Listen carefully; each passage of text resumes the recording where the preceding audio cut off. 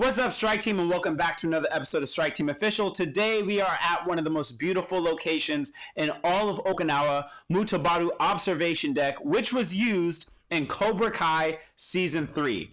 I thought this would be a great opportunity to use it to film a Uechi Kata breakdown video. So today, we're going to be going over Seichin Kata and some different practical applications you can take from it. Okay, so the opening move in the kata is gonna look like this, boom, okay, and then you come in, right? So, what do you have? You have this Hadouken fist upward block, you're bringing it back into the chambering position, and then you're punching it back out, right? And at the same time, this hand is here. So, there is no official Bankai that was kind of given down with this. So, there's a couple different ways in which you can look at it. All right, so, say that jab comes in. This is kind of the way a lot of traditional people will think about it. You come up and you hit it, and you come back and you're going to hit a soft target. So a throat, under the arm, the joint there, you're going to hit the soft target with your Hadouken. My personal issue with this technique is if you're going to bounce off their arm and hit again, it is possible that if as the punch comes in, throw a faster one, you hit hard enough on the up, I can swing the arm up and then be able to get a second shot off. That is a possibility.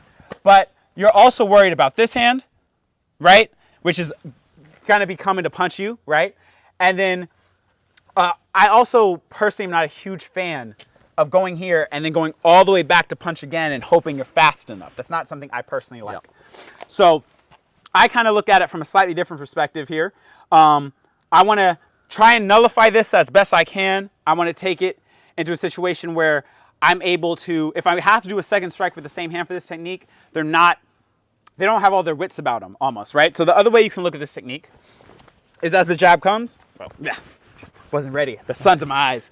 All these excuses. All right, anyway, so yeah, as the jab comes, you're taking a Hadouken. Again, Hadouken fist can be used to cut, similar as a Muay Thai elbow. We've talked about this before. You take the knuckles here, and it's like a slicer, trying to create some blood to blind to the opponent's eye type situation. You Hadouken up. Now, if you are defending the shot and hitting at the same time, and you're able to knock their head back, so you slice here and they knock back a little bit, you have a second before this hand's going to be able to move. You have a moment before this hand's going to be able to do anything, and you can come back and then try and strike again. Also, if you've struck his head goes back a little bit, you have a bigger open target for the throat, under the arm, any of those soft targets that we're talking about. So one of the ways I like to prefer to think of it is punch comes, and you're literally blocking and going into there, okay? You have your hand here to defend if necessary, but you've hit them. Luckily, you have enough time, and you can blast again, okay? The third way I like to look at this technique is I take this Hadouken, and instead of thinking just hit at the same time, I'll use it and I'll grab on the way down, okay? So again, that punch comes in. I'm here, I block, and I'll try and grab the shirt or something, if not the hand, boom, and bring it, because if I'm able to grab the arm in some way, and have him thinking about pulling the arm out or move him off balance in some way, it'll give me an extra second to come in with another shot. Okay, so that'll be my thought process there. Come in a little faster on the, boom, okay, do it again. Boom, right? Something like that. Again, when you're doing it in real life or in a pressure tested situation, it doesn't look as pretty as it would in the kata. If I'm gonna be pretty to the kata, throw the punch slowly, boom. And say I grab here and I come back and I hit you. If I'm going to do it in real life, go fast, throw a punch, boom. It's going to look, let's make it a little fancier. Take your glasses off. Yeah. I'm getting very hesitant about that. Because I want to punch you. Yeah, no, it's okay. I'm going to take my glasses off and I'm going to have them go faster and actually aim for my head here. Right. Okay? Go, actually aim for that. Boom. So I'm already here and Hadouken goes in. Okay? Now this is one of my personal interpretations where I come in, I use it as the grab, Hadouken goes in. Okay, but I do want to point out for that third version of the technique, when I am grabbing his hand, the difficulty of grabbing someone's hand if they have proper form or if they're trying to hit, even attempting to hit fast and retract quickly, it's very difficult, if not impossible to do. So I want you to do it, and I want you to retract it fast. Like, go ahead, retract it quickly. One more time for the video. I couldn't. I tried. Do it one more time. Oh, I got it that time. Faster. Yeah, I couldn't do it. I wasn't fast enough to grab his hand, right? So if you're dealing with someone who's trying to punch you like that, grabbing the hand on the way down is difficult. It's not impossible. A question for you. You might actually be better. What's the story with jabbing? Would you be able to grab the jab? Yes. So I can grab a jab with gloves on. Okay. If we are in a fight and you're jabbing at me, right? And we're moving around and jab a couple times, boom, again, okay? And you're like this, I can catch and throw the jab hand. The issue is I need 2 or 3 to get your timing. Okay. These are techniques that are used predominantly in a street fight. I don't have time to get your timing, right? So is it possible that after sparring somebody, after seeing 5 or 6 jabs, I could pull that off? Maybe. But in a street fight, I won't, right? In a street fight, I won't have time to get your timing.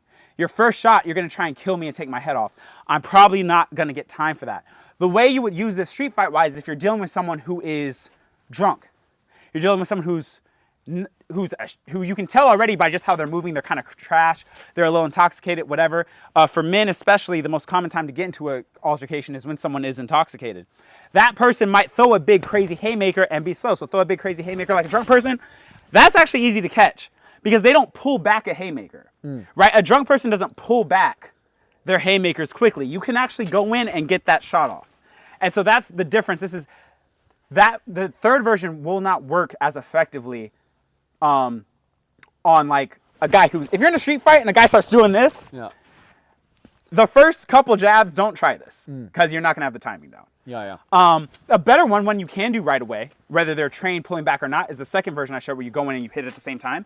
Even if it's your first time jabbing, I'm going to go open hand because I don't want to trust myself going full speed at your face. So go. So like you can throw your jab at me full speed. That I can do. Even against someone who's like their first jab. If you come in, go. Right? So that'd be the Hadouken. I just didn't want to go in too quickly and hit you for real. So that part you can do, and again, you can drill it like that. You can have someone come in, have them be like, hey man, I don't want to fight. Please, let's calm down, and just have them throw a random shot at my head. That is the Hadouken. You have this hand here to block this if necessary. That's where you'd be hitting. Into the eye above that's where it'd be going. That's the second technique. That one is, in my opinion, probably the best out of the 3. I'm sorry for rambling a bit because we are on a bit of a time crunch. We want to get this done before the sun goes down. And while I have planned this myself, I didn't like write out exactly how we were going to do it. So it's a little all over the place.